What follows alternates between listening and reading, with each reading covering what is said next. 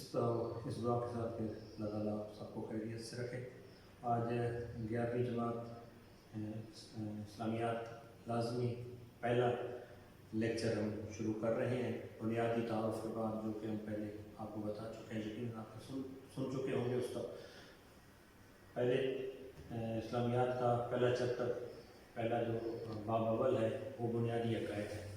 بنیادی عقائد میں یقیناً اس طرح کا ماحول نہیں ہو سکتا جو کلاس کا ماحول ہوتا ہے آمنے سامنے، لیکن کوشش کریں گے کہ جتنا آپ مختصر بھی کرنا ہے، مختصر الفاظ میں جتنا زیادہ سے زیادہ آپ کو سمجھایا جا سکے اتنی ہم کوشش کریں گے۔ بنیادی عقائد میں اس چیپٹر کے اندر توحید کے بارے میں ذکر ہوگا، رسالت کے بارے میں ہوگا، ملائکہ کے بارے میں ہوگا، آسمانی کتب کے بارے میں ہوگا، اور آخرت کے بارے میں بات چیت ہوگی۔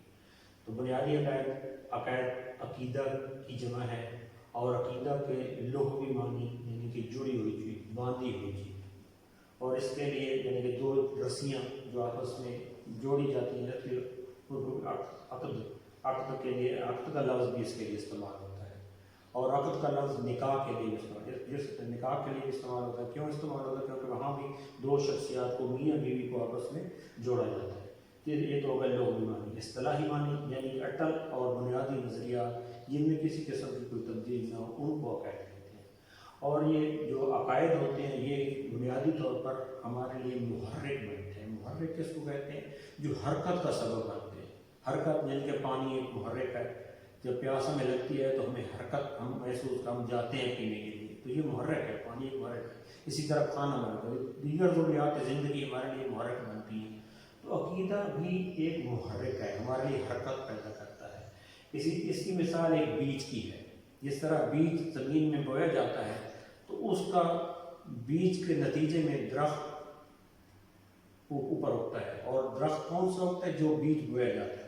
اسی طرح جو عقیدہ آپ کا جیسے عقیدہ ہے تو آپ کا عمل بھی ویسا ہی ہوگا، تو اس لیے اس کی اہمیت بہت زیادہ ہے۔ اس کی مثال سے مختصر الفاظ میں اور بھی بہت سی مثالیں دی جا سکتی ہیں، لیکن چونکہ یہاں وقت کی کمی ہے تو ہم مختصر اس پہ بات چیت کرتے چلیں گے۔ تبلیغ کا آغاز تمام انبیاء جتنے بھی ہیں، حضرت آدم سے لے کے پیغمبر خدا حضرت ختم مرتبہ تک صلی اللہ علیہ وسلم تک، تمام نے اپنی تبلیغ کا جو آغاز ہے وہ عقیدہ توحید سے کیا، عقائد سے کیا، اور عقائد میں عقیدہ توحید سے کیا۔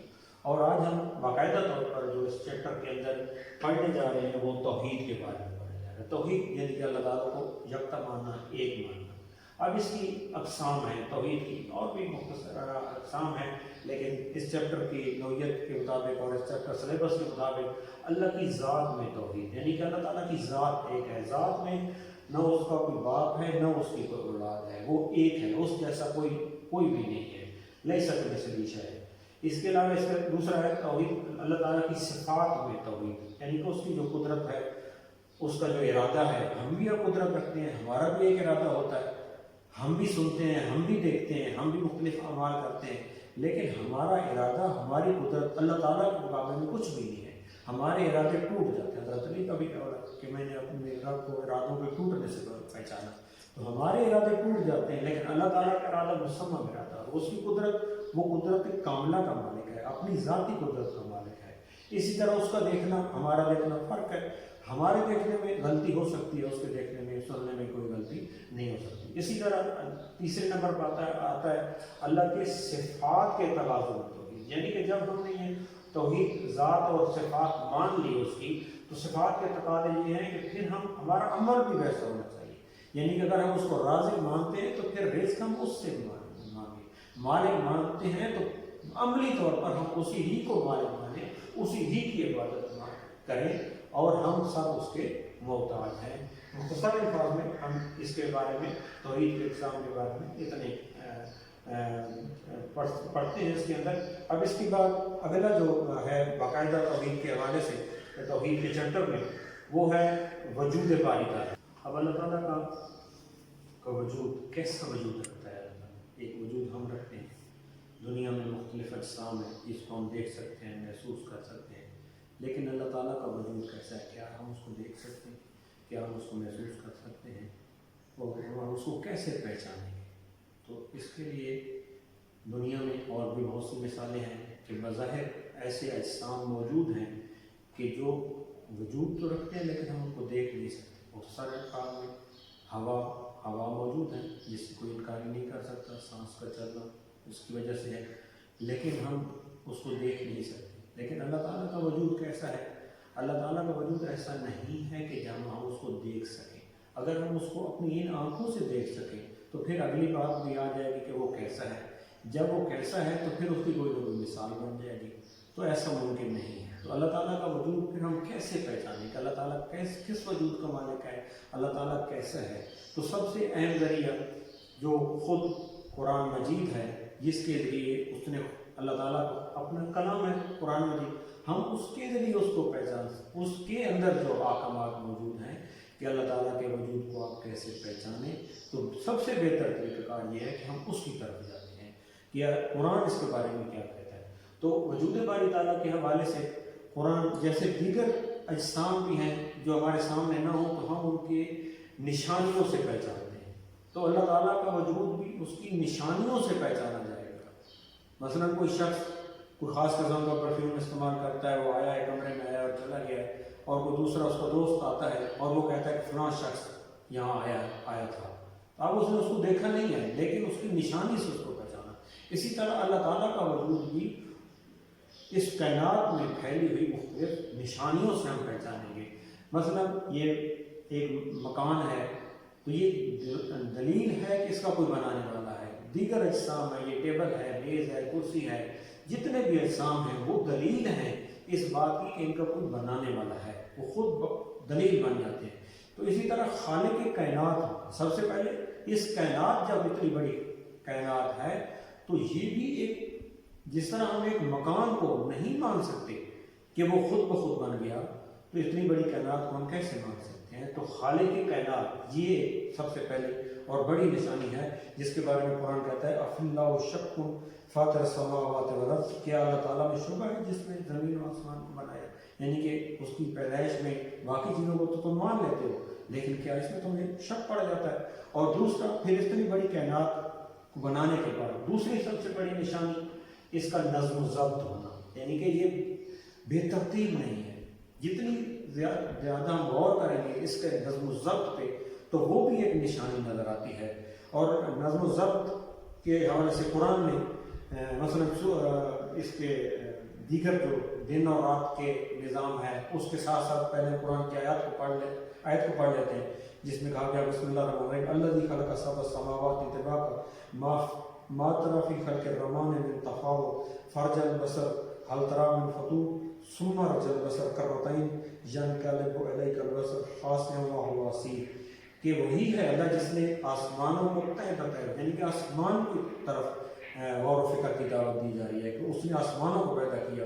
اور پھر کہا گیا کہ رحمان کی صنعت جو کچھ اس نے بنایا ہے، کیا تمہیں کوئی فطور، کیا تمہیں کوئی نقص نظر آتا ہے؟ قرآن دعویٰ کر رہا ہے کہ تو نگاہ کر کے دیکھ، اس کی طرف دیکھ، ایک مرتبہ نہیں بار بار دیکھ. یعنی کہ یہ کائنات کب سے ہے اور یہ دعویٰ قرآن کا کب سے ہے؟ صدیاں گزر گئی، اس وقت سے لے کے آج تک یہ دعویٰ قرآن کا موجود ہے کہ اس کائنات پہ غور کر کہ اس میں تمہیں کوئی نقص نظر آتا ہے. قرآن کہتا ہے کہ جتنی مرتبہ بھی تو نظر کرے گا تو تیری نظر تیرے پاس رد ہو کے، یعنی کہ ناکام ہو کے لوٹے گی، تو اس میں کسی قسم کا بھی فرق یا کسی قسم کی کمی خامی نہیں ڈھونڈ پائے گا. تو یہ نظم و ضبط اور اتنا بڑا کائنات کا ہونا اور نظم و ضبط سے ہونا یہ ایک بہت بڑی نشانی ہے. اسی طرح سائنس میں بھی ہم پڑھتے ہیں نظام شمسی.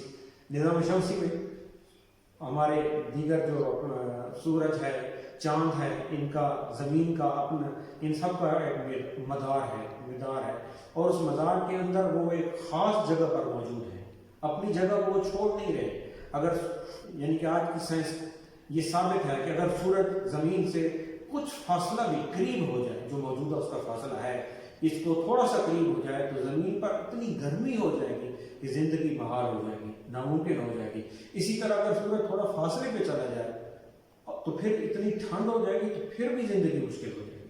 تو یہ ایک نشانی ہے کہ اللہ تعالیٰ کا نظام شمسی، دیگر نظام شمسی کے جو اس پہ بھی ہم غور کرتے ہیں وہ بھی اللہ تعالیٰ کی ایک نشانی میں سے نشانی ہے. جس کے بارے میں قرآن کہتا ہے لَلشَّمْسُ यंबग़ी लहा अन तुदरिकल क़मर वल्लैल सबिक़ुन नहार वकुल्लुन फ़ी फ़ल्किन यस्बहून। ना आफ्ताब की मजाल है कि चाँद को जाकर पकड़े, न रात दिन से पहले आ सकती है, और सब अपने दायरे में तैर रहे हैं। यानी कि आफ्ताब और चाँद, सूरज और चाँद जहाँ जहाँ हैं वो अपनी जगह पर हैं। इसी तरह रात और दिन का आना जाना, इसका नज़्म व ज़ब्त हमारे यहाँ कैलेंडर भी मौजूद हैं। हम इसके नज़्म व ज़ब्त की बुनियाद पर कैलेंडर बना सकते हैं।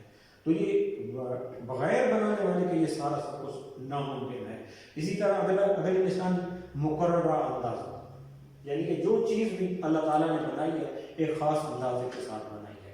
इस दुनिया में हम जब हमारा जो कारीगरी है, जो हम बनाते हैं चीज़ें, हम भी एक ख़ास अंदाजे से बनाते हैं, लेकिन उसमें फ़र्क आ जाता है, उसमें कमी खामियाँ होती हैं, सैकड़ों कमी, जिसको हम बार बार दूर कर रहे होते हैं। लेकिन अल्लाह ताला की जो जो चीज़ें बनाई हैं वो ख़ास अंदाज से बने हैं। यानी कि अल्लाह ताला ने सूरज और ज़मीन के दरमियान एक ख़ास अंदाजे से फासला रखा।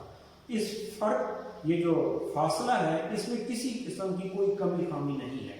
लेकिन अगर इसके मुकाबले में हम ऐसा कुछ काम करते, कोई अंदाज़ा मुकर्रर करते, तो हमारे अंदाजे यकीनन गलत हो जाते हैं, सैकड़ों मरतबा गलत हो जाते हैं। लेकिन अल्लाह ताला का बनाई हुई चीज़ और अल्लाह ताला का बनाया हुआ कोई भी निज़ाम है, और जिस अंदाजे से बनाया गया वो मुकर्रर अंदाज़ा है और बेहतरीन अंदाज़ा है, जिसके बारे में कुरान ने कहा बिस्मिल्लाहिर्रहमानिर्रहीम, इन्ना कुल्ला शैइन खलक़नाहु बिक़दर, बेशक हमने हर चीज़ को ख़ास अंदाजे से पैदा किया, और ऐसा अंदाज़ा है जिसमें कोई फर्क नहीं है। तो ये भी अल्लाह ताला की निशानियों में से निशानी है कि कोई बनाने वाला है जिसका एक अच्छा अंदाज़ा है।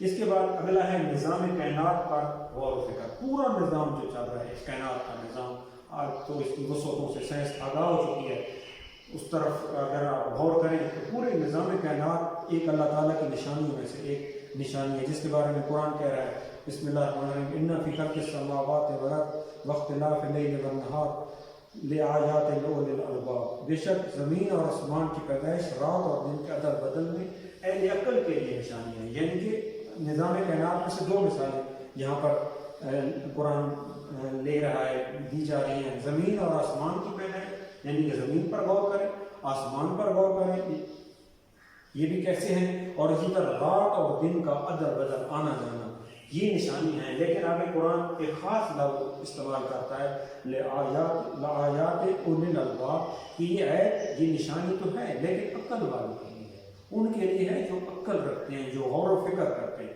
क्योंकि कुरान गौर व फिक्र की दावत देता है। जब आप गौर व फिक्र करेंगे तो यकीनन उस वजूद के आप कैद हो सकते हैं जो अल्लाह ताला का वजूद है, जिसको हम देख नहीं सकते लेकिन यकीनन वो वजूद है। तो ये है निज़ाम कायनात पर गौर व फिक्र। अब अगला है अल्लाह ताला की कारीगरी, यानी कि जो चीज़ें हम बनाते हैं, कारीगर हम में भी होते हैं, हम भी चीज़ें बनाते हैं, लेकिन उनमें नक्स आता है, उसमें कमियाँ खामी होती है। लेकिन अल्लाह ताला जो चीज़ बनाता है उसमें कोई कमी खामी नहीं है, उसकी कारीगरी बहुत ही मजबूत है, जिसकी कोई मिसाल नहीं है, जिसके बारे में कुरान में आयात मौजूद है। हुवल्लज़ी युसव्विरुकुम फिल अरहाम कैफ़ यशा, वही है जो तुम्हारी सूरतें बनाता है शिकम में जैसे वो चाहता है। एक ये भी कुरान की आयत है। एक और कुरान की आयत है, अम खुलिक़ू मिन गैरि शैइन अम हुमुल खालिक़ून अम खलक़ुस समावाति वल अर्ज़ बल ला युक़िनून, क्या ये लोग बगैर किसी के पैदा हो गए, या ये खुद अपने खालिक हैं, या इन्होंने आसमानों और ज़मीन को पैदा कर लिया। असल में ये इस बात का यकीन नहीं रखते, यानी कि इसका इनके पास कोई जवाब नहीं है कि ये खुद पैदा हो गए या इन्होंने कायनात को खालिक, ये कायनात के खालिक हैं, इन्होंने कायनात को खल्क़ किया। तो इसका इनके पास कोई जवाब नहीं है। लेकिन इसके बावजूद भी इंसान का ना मानना, अपनी ज़िद पे कायम दायम रहना, ये उसकी ज़िद और हठधर्मी हो सकती है। इंसान की ये जो है अपना पैदाइश, ये उसकी अल्लाह ताला की निशानियों में से एक निशानी है। यानी कि अल्लाह ताला, अगर इंसान अपनी पैदाइश पे अपने ऊपर गौर करे तो उसको सारी हकीकत सामने आ जाएगी कि कितना पेचीदा निज़ाम है। आजकल हम साइंस में ये सारा इंसान के अपने वजूद को मुकम्मल तौर पर बायोलॉजी वगैरह में स्टडी किया जाता है, और इंसान आसानी से समझ सकता है कि कितना पेचीदा निज़ाम है। मुख्तलिफ निज़ाम चल रहे हैं, निज़ाम है, दिल का निज़ाम है, आँखों का निज़ाम है, कान का निज़ाम है, दीगर निज़ाम, पाँव, जितने भी है, एक आज़ा पे गौर करे तो इंसान अपनी पैदाइश के हवाले से दंग रह जाता है, और उस पर यानी कि कायल हो जाता है कि ये बगैर बनाने वाले थे कभी भी इतना निज़ाम, इतना अच्छा निज़ाम नहीं बन सकता। اس کے بعد ہے فطرت انسانی کی گواہی، یعنی کہ انسان کی فطرت بھی اس چیز کی گواہی دیتی ہے۔ ایک اندر کی آواز ہے انسان کی، وہ بھی اس چیز کی گواہی دیتی ہے۔ اندر کی آواز کیا ہے؟ جتنے بھی ویسے لوگ ہوں، کسی مذہب کو نہیں مانتے، کسی چیز کو نہیں مانتے، لیکن وہ بھی، ان کو بھی دیکھیں، وہ کسی طاقت کو مانتے ہیں، طاقت کے ذریعے اس کو خدا مانتے ہیں۔ تو یہ اس چیز کو کیا ظاہر کرتی ہے کہ فطرت اندر، اس کے اندر ایک آواز موجود ہے کہ انسان ایک وجود کا قائل ہے، اعلیٰ و برتر وجود کا قائل ہے۔ وہ الگ بات ہے کہ کسی کی سوچ کسی آگ پر رک جاتی ہے، وہ اس کو دیوتا بنا لیتا ہے، آندھی طوفان پر رک جاتی ہے، کچھ جانوروں کو پوجنا شروع کر دیتے ہیں۔ تو یہ ان کی اپنی ایک علمی استطاعت ہے کہ جہاں تک وہ پہنچے بس وہ وہاں تک رک گئے، لیکن حقیقت میں انسان کی فطرت جو ان کے اندر کی آواز ہے وہ موجود ہے، اور انسان ایک وجود کا قائل ہے، اور اس کے بغیر اس کا گزارا نہیں ہے، ورنہ وہ مایوس ہو جائے، مایوسی پھیل جائے گی۔ وہ کسی کے پاس جاتا ہے، چاہے جس کو بھی خدا مانتا ہے، وہ اس کے پاس جاتا ہے، گڑگڑاتا ہے، دعا مانگتا ہے، اس سے کوئی چیز مانگتا ہے، جیسے اللہ تعالیٰ سے مانگتے ہیں۔ دیگر لوگ بھی اپنے اپنے جس کو پوجا کرتے ہیں، غیر اللہ کی جو عبادت کرتے ہیں، تو وہ ان سے مانگتے ہیں، لیکن مانگتے ہیں، اس سے کیا ظاہر ہوتا ہے کہ انسان کے اندر فطرت اس کے اندر مجبور کرتی ہے کہ وہ کسی کے پاس جائے، اس سے مانگے، اس سے التجا کرے، اور اس سے اس کو اطمینان ہوتا ہے۔ اس کے بعد نیکسٹ اور آخر پر آتا ہے عقلی دلیل۔ عقلی دلیل بھی ہے کہ اللہ تعالیٰ کا وجود ہونا اور ایک ہونا، یعنی کہ دنیا میں ہم دیکھتے ہیں اختلافات ہوتے ہیں۔ اختلافات کہاں ہوتے ہیں؟ کہ جہاں دو وجود ہوں، ایک وجود میں اختلاف نہیں ہوتا، تو دن اور رات کا آنا جانا صدیوں سے قائم ہے۔ ابھی ہم پڑھ چکے ہیں سورج اور چاند کا ایک مدار میں ہونا، ہم پڑھ چکے ہیں۔ اس کے اندر یہ سارا نظم و ضبط کیا ظاہر کرتا ہے؟ اگر یقیناً یہ ظاہر کرتا ہے کہ ایک خدا ہے، اگر دو ہوتے تو یقیناً ان میں اختلاف ہو چکا ہوتا، یعنی کہ خدا کے وجود کو ظاہر کر رہا ہے اور ایک خدا کے وجود کو ظاہر کر رہا ہے، یعنی صرف یہ نہیں ہے وجود خدا تو یقیناً، اس کے باوجود بھی اگر کوئی انسان جو ہم نے بات چیت کی ہے اور جو نشانیاں اللہ تعالیٰ کی بتائی ہیں، اگر انسان پھر بھی اس کا وجود کا قائل نہیں ہوتا تو اس کی بدقسمتی آپ کہیں گے، ضد اور ہٹ دھرمی کہیں گے۔ اور اس کے ساتھ ساتھ آخر پر عقلی دلیل جو اہم بات ہے کہ اس کا وجود ہونا تو ثابت ہو چکا، جس میں کوئی شک نہیں ہے، اس کا ایک ہونا بھی ثابت ہے کہ دنیا، یہاں تک بات وجود بارہ تعالیٰ کے حوالے سے ہوئی، اور یہ بھی ہم نے ثابت کرنے کی کوشش کی اور جاننے کی کوشش کی کہ اللہ تعالیٰ کا وجود ایک ہے۔ لیکن اس کے ساتھ ساتھ اس دنیا میں ہم دیکھتے ہیں کہ کچھ کافر ہیں اور کچھ مشرک ہیں۔ کافر کون ہوتا ہے اور مشرک کون ہوتا ہے؟ کافر مطلب مکمل انکار کرنے والا، جو مکمل انکاری ہو اس کو کافر کہتے ہیں، یعنی کہ جو حق کو مکمل طور پر کر چکا ہے وہ کافر کہلاتا ہے۔ کسان کے لیے بھی یہی لفظ استعمال ہوتا ہے، کیونکہ وہ بیج وغیرہ کو چھپاتا ہے، اس لیے اس کے لیے بھی یہی لفظ استعمال ہوتا ہے۔ اور کافر کو کافر ہم اس لیے کہتے ہیں کہ وہ حق کو چھپاتا ہے جاننے کے باوجود، یعنی کہ جتنی نشانیاں ہم نے ذکر کی قرآن میں موجود ہیں، اگر اس پہ وہ غور و فکر کرے تو وہ حق کو نہیں چھپا سکتا، لیکن اس کے باوجود وہ چھپاتا ہے، اس لیے اس کو کافر کہتے ہیں۔ لیکن اس کے ساتھ ایک اور لفظ بھی استعمال ہوتا ہے مشرک، یعنی کہ مشرک شرک کرنے والا، جو شرک کرتا ہے، شریک ٹھہراتا ہے اللہ تعالیٰ کے کسی کو۔ تو اس کے حوالے سے بھی ہم آج ہی کے ٹاپک میں بات چیت کر لیتے ہیں کہ شرک کیا ہے۔ جہاں ہم نے اللہ تعالیٰ کے ذات کے حوالے سے بات کی اور اقسام بیان کی، وہاں توحید کا مفہوم بیان کیا، وہاں ہم شرک کے بارے میں بھی جانتے ہیں۔ سب سے پہلے آسان اور مختصر الفاظ میں شرک کا لغوی معنی، شرک کا لغوی معنی حصہ داری، یعنی کسی کو شریک ٹھہرانا، کسی کام میں شریک ٹھہرانا، وہ شرک کے معنی میں آتا ہے۔ شرک کا اصطلاحی معنی، یعنی کہ اللہ تعالیٰ کے ہم نے وہاں بھی پڑھا تھا توحید میں بھی اس کی ذات صفات یا صفات کے تقاضوں میں اس کو ایک ماننا توحید کہلاتا ہے۔ تو اسی طرح شرک کا اصطلاحی معنی یعنی کہ اس کی ذات صفات یا صفات کے تقاضوں میں اس کو حصہ دار ٹھہرانا، وہاں ایک ماننا یہاں حصہ دار ٹھہرانا، یہ شرک کا اصطلاحی معنی بن جائے گا۔ اور اس کی وجوہات کیا ہیں، کیوں لوگ شرک کرتے ہیں؟ اس کی وجہ سب سے بڑی وجہ جہالت و گمراہی ہے، یعنی کہ علم نہیں رکھتے، علم حاصل کرنے کی کوشش ہی نہیں کرتے، سب سے بڑی وجہ ہے۔ دوسری وجہ خوف زدہ ہونا، یعنی کہ وہ آگ سے خوف زدہ ہو جاتے ہیں، طوفان سے خوف زدہ ہو جانا، تو اس کو بھی پوجا شروع کر دیتے ہیں، یہ دوسری وجہ ہو جاتی ہے۔ اور تیسری وجہ نفع بخش پانا، جیسے گائے ہے، اس کو بھی ہمارے پڑوس ملک میں لوگ اس کی بھی عبادت کرتے ہیں اور اس کو دیوتا سمجھتے ہیں، تو وہ نفع بخش ہونے کی وجہ سے سمجھتے ہیں۔ تو یہ شرک کی بنیادی وجوہات ہیں۔ اب ہم آگے اس کی اقسام کے بارے میں پڑھتے ہیں۔ شرک کی جہاں پہلے ہم نے بات کی توحید کی، تو توحید کی بھی ہم نے 3 اقسام پڑھی تھی، ذات میں توحید، صفات میں توحید اور صفات کے تقاضے۔ اس طرح شرک کی بھی 3 اقسام ہیں۔ اللہ تعالیٰ کی ذات میں کسی کو شریک ٹھہرانا، یعنی کہ اس کو کسی کا باپ ٹھہرانا یا کسی کا بیٹا ٹھہرانا، جیسے حضرت عیسیٰ کے حوالے سے عیسائیوں کا ایک عقیدہ ہے، تو یہ ذات میں شرک ہو جاتا ہے۔ دوسرا ہے اللہ تعالیٰ کی صفات میں شریک ٹھہرانا، یعنی کہ اس کا بھی علم تو ہے، ایک شخص ہے، اس کے علم کا قید ہے، لیکن کسی اور کا علم بھی اس جیسا مانتا ہے۔ قدرت کا قید ہے اللہ تعالیٰ کی، لیکن اس جیسی قدرت کسی اور کی مانتا ہے، تو یہ صفات میں شرک کہلاتا ہے۔ تیسرا ہے صفات کے تقاضوں میں، جب یعنی کہ اس کو مان لیا ہے، اس کو تو پھر اسی کی عبادت کی جائے، اس کے سامنے جھکا جائے، اس سے مدد لی جائے۔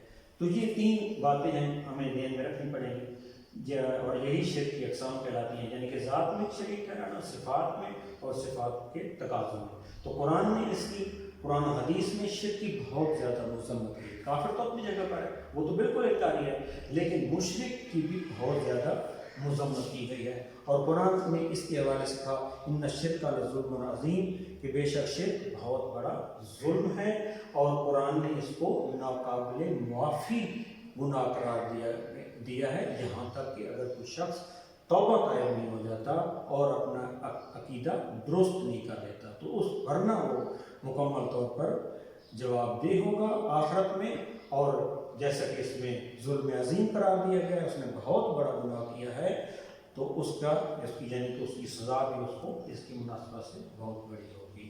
یہ کیسا گناہ ہے؟ یہ ناقابل معافی گناہ ہے، جس کے بارے میں قرآن نے واضح طور پر قرآن کی ایک آیت سورہ نساء میں موجود ہے، بسم اللہ الرحمن الرحیم، ان اللہ لا یغفر ان یشرک بہ ویغفر ما دون ذلک لمن یشاء، بے شک اللہ تعالیٰ معاف نہیں کرتا اس کے ساتھ کسی کو شریک ٹھہرایا جائے، یعنی کہ اللہ تعالیٰ اس کو معاف نہیں کرتا کہ اس کے ساتھ اس کو بھی مانا جائے اور کسی اور کو بھی اس کے ساتھ ذات میں، صفات کے تقاضوں میں شریک ٹھہرا دیا جائے، کہ وہ اللہ تعالیٰ تو ہے لیکن یہ بھی اس کے ساتھ شریک ہے، لیکن اس کے علاوہ جس کو بھی چاہے گا بخش دے گا، یعنی کہ دیگر گناہوں کی طرف اشارہ ہے کہ ان کو اللہ تعالیٰ معاف کر سکتا ہے، لیکن اگر ایک مشرک اپنے اس عقیدے پر رہتے ہوئے آخری وقت پر مر گیا تو اس کی ناقابل معافی گناہ قرار دیا گیا ہے۔ تو یہ تھا ہمارا آج کا ٹاپک توحید کے حوالے سے، جس میں ہم نے توحید کی بات کی، وجود باری تعالیٰ کے حوالے سے بات کی، اور شرک کے حوالے سے ہم نے مختصر الفاظ میں بات کی۔ یقیناً یہ کلاس کا اپنے